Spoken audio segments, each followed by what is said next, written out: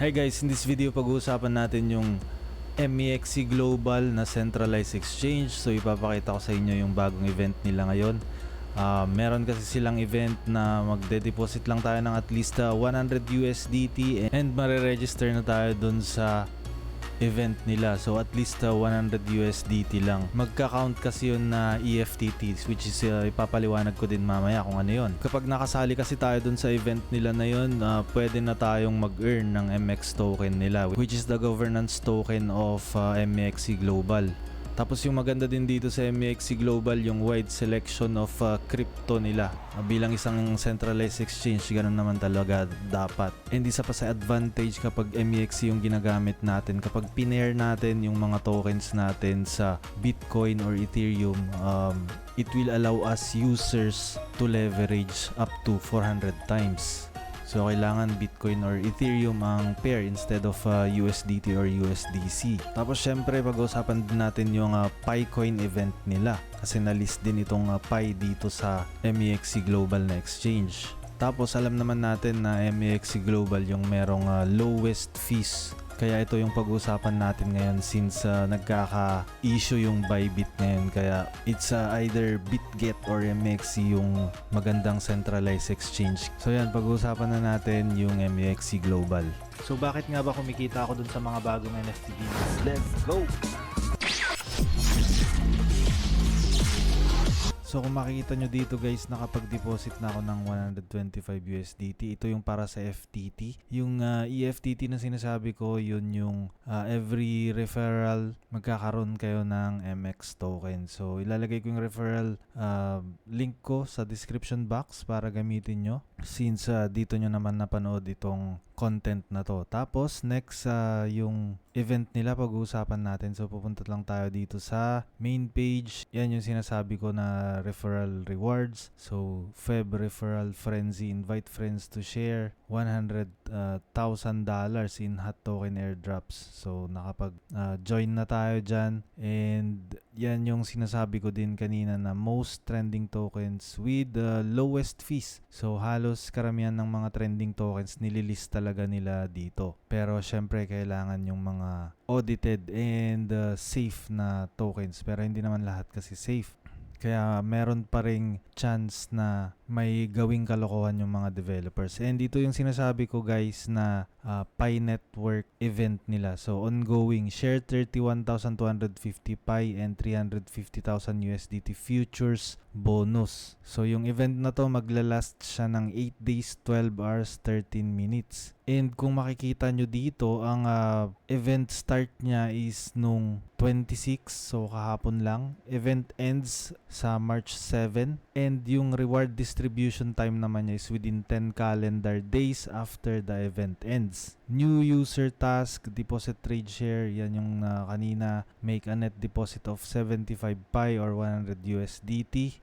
So nakapag-deposit na tayo ng 100 USDT. Complete spot or futures trades to earn rewards. So kailangan lang natin mag-trade. So sobrang simple lang naman yung instruction kung paano tayo makapag-join dito sa event na to. Sa futures trading naman ito, trade futures to share 50,000 USDT futures bonus. Sa mga gusto yung magaling mag-futures trading dyan, click nyo lang tong register to join. Tapos ito, invite new users to share 50,000 USDT futures bonus. Ito yung sasalian natin kasi mahilig tayong mag-invite. So ilalagay natin yung link natin sa description box. Malay natin pumaldo tayo dyan. And dito yung mga event rules, basahin nyo na lang guys. Lalagay ko itong link na to sa description box para mabasa nyo. Tapos balik na tayo dito sa main page ng MEXC Global at tignan natin yung mga ibang pwede nating salihang event. Meron silang XDHN event dito. So hindi lang tokens yung mga meron dito sa MEXC, meron din silang mga meme coins. So andyan yung OGI ETH, BDCA, AIST. Ito yung mga newest, ilalagay nila agad dito. Tapos kapag naka-notification kayo sa cellphone nyo, kapag may bago silang list na token, magno-notify dun sa cellphone nyo. And maganda yun kasi pag na-notify kayo, kunyari kakalist lang yung token and gusto nyong bilhin, yun, mananotify kayo tapos bilhin nyo kaagad yung token kapag feeling nyo papaldo kayo doon. Pero syempre guys, I'm not a financial advisor. Do your own research pa rin and invest what you can afford to lose. Kapag hot tokens naman, hot futures kasi to eh. So yan yung mga bumabagsak. Hot tokens, andito.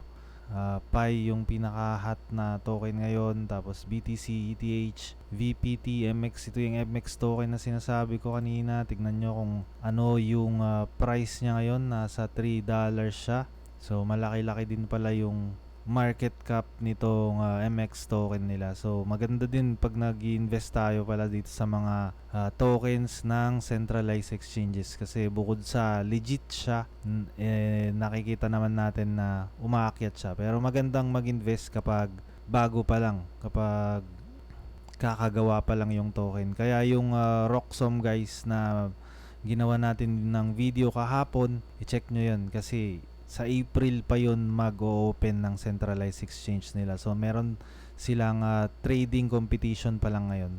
Yun yung mga inaabangan ko ng mga tokens. Mga tokens ng centralized exchanges tsaka mga blockchains. So, bali yun lang guys yung about dito sa MEXC Global. Kapag interested kayo, join lang kayo. Nasa description box yung link. And kapag bago pa lang kayo sa channel at gusto nyo maging updated sa mga crypto content natin, mga trading content, play to earn games, click nyo lang yung subscribe button, click nyo na din yung notification bell, set nyo yan sa all para every time na meron tayong mga content na ganito, manonotify kayo. Yun lang guys, maraming salamat, bye bye. Disclaimer: this content is for education and entertainment purposes only. Bilaran TV does not provide investment advice. The information is being presented without consideration of the investment objectives, risk tolerance, or financial circumstances of any specific investor and might not be suitable for all investors. Past performance is not indicative of future results. All investing involves risk, including the possible loss of principal. Some videos have benefactors. Always do your own research. Never invest more than you are willing to lose.